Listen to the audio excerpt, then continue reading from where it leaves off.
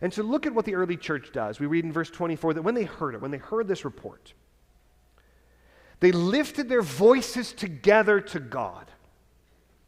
Now, that translation hides a little bit of the strength of what Luke has written here.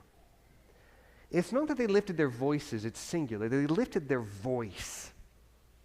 And the word here for together is, I think, something of a weak translation. You'll notice in verse 26 that there is also the word together. The kings of the earth set themselves and the rulers were gathered together.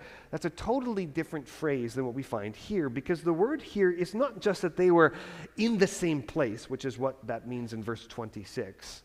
They were all together in the same place. What this means is it describes something of acting with one impulse. It describes having the same passion or the same spirit. It means one, and it's a word that often you would translate as wrath.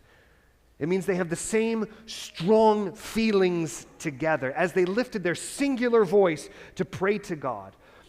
I mentioned several weeks ago that nothing unites the church like prayer.